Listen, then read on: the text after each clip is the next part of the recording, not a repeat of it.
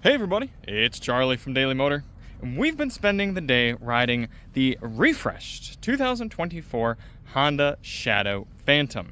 This is a cruiser, almost what they'd call a bobber style motorcycle that Honda's had for many years. What would it be, the VT750, I think is the kind of chassis code designation, if you will, but it's often been known as the Honda Shadow.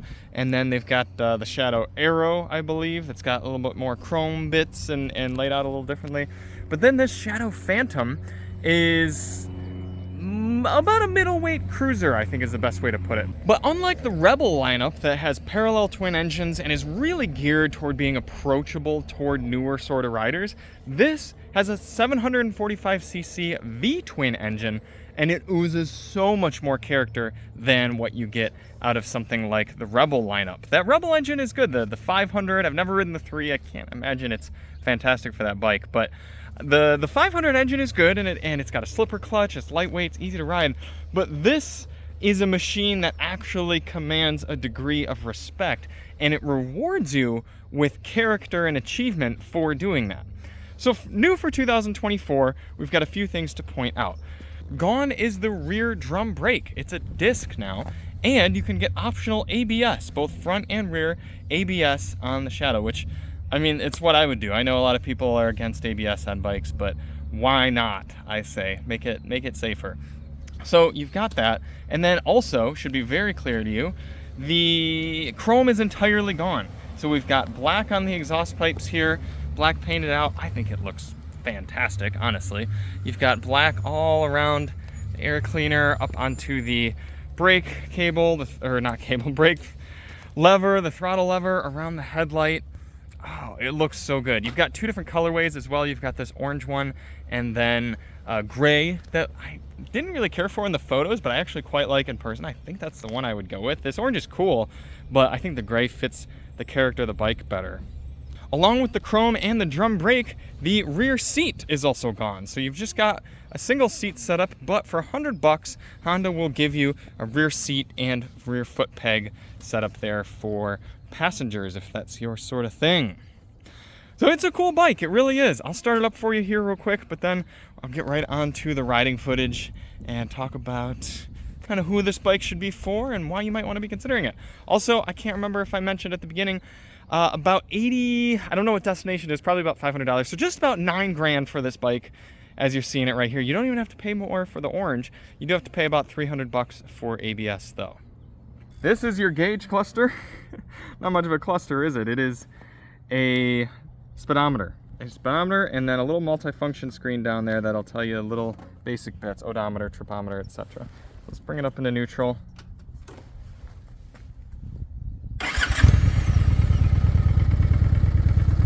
Nice throaty rumble.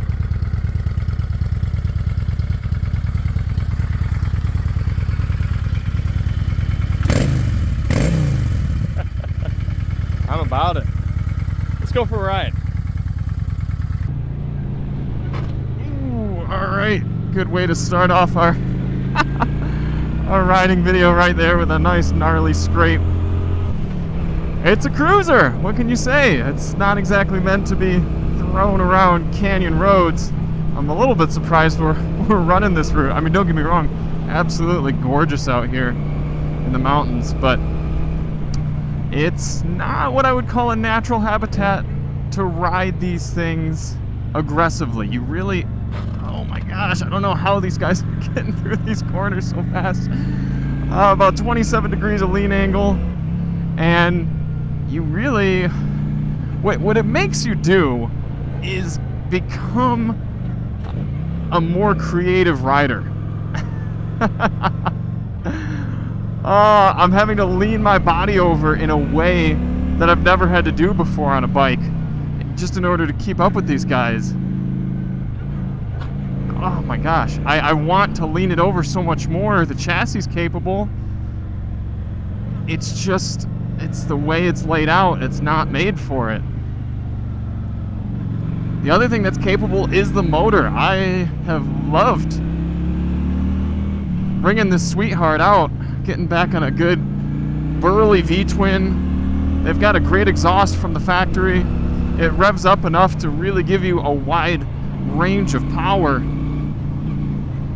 So at least when I do baby it through the corner, I could pull out and have some a good amount of rev range to pull through there.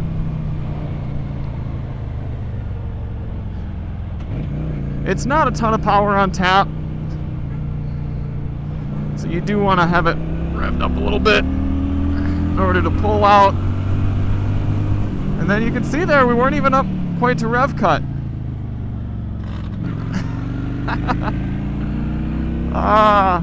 It challenges you, it does.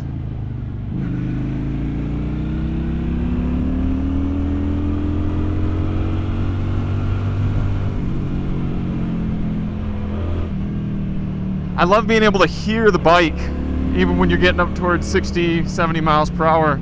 There's a lot of naked, no windshield sort of bikes that you don't get to hear the engine once you get up that fast because all you hear is wind. But you've just got nice unbroken wind here, nothing messing it up, no sort of buffeting. Fortunately, that's just not what the Shadow Phantom is about. It really isn't. There's nothing about this bike that's begging you to push it. And there's something refreshing about that. I'm getting a lot of this footage just because we're out here in these beautiful mountains and kind of pushing the bike toward its limits, but it's a city bike. It's a bike to hop on, go for a great evening or morning commute sort of cruise, listen to this engine rumble away. But you do feel the elements that are built to a budget. Whoa, when you're out here trying to hustle it around. For a cruiser, it's not remarkably heavy. We're looking at under 550 pounds. In fact, this one's a little bit lighter than the outgoing model. If you get ABS, it's exactly the same as the outgoing model, even without ABS. So they were able to trim a little weight by shrinking some elements of the body work. But you do feel a disconnect between the front and rear tires and the suspension and chassis. And it threw me off guard in the first few corners that I pushed it through. It's a wallow that I wasn't expecting, and I don't know if it'll show up much on camera. And it's more of the higher speed corners that you notice it. The lower speed stuff, not really an issue. The tighter things. So we're gonna have mostly tight stuff, but maybe going back down the mountain near the end of the day, I can record some more of the higher speed. I've been told that the Aero model, that's a little bit heavier and built a little differently, that one is even worse. You even feel it in the lower speed stuff in the city, kind of the disconnect there. Yeah.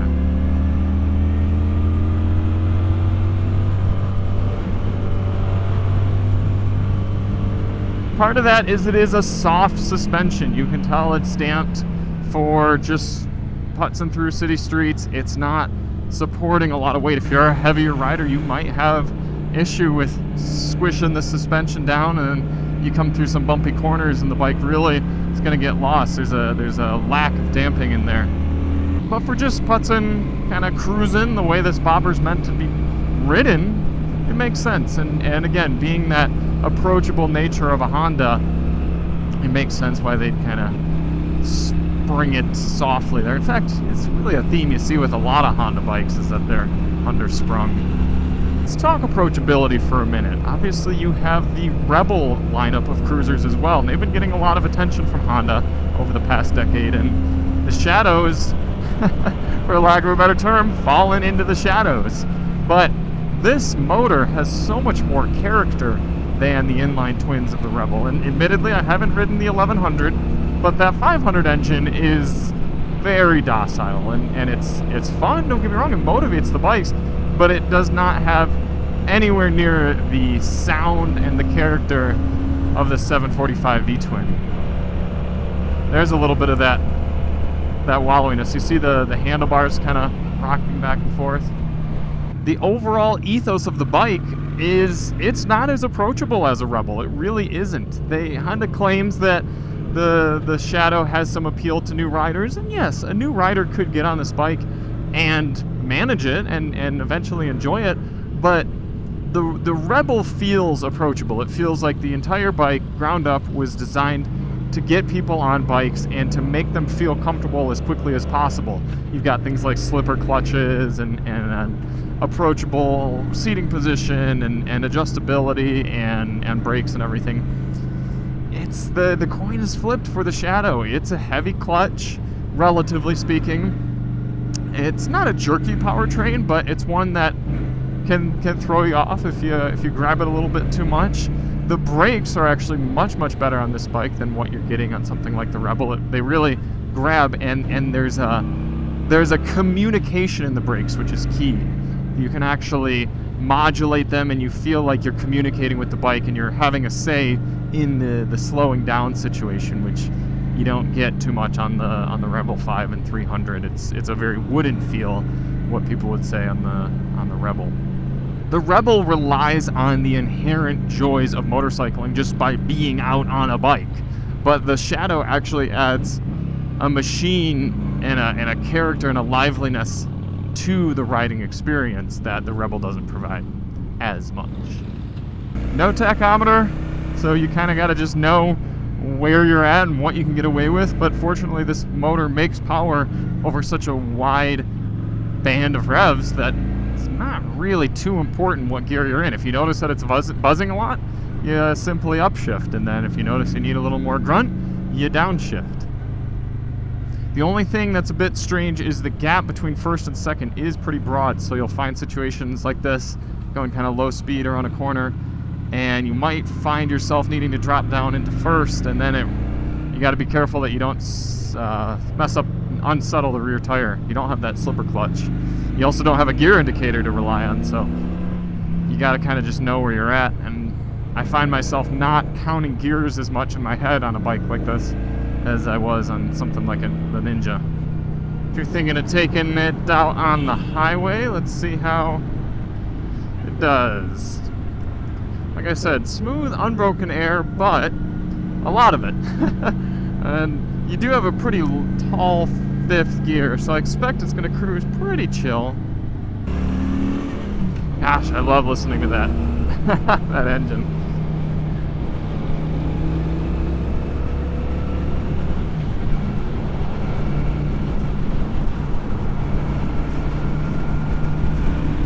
I think we're in fourth right now. As you can see, fifth will be really tall.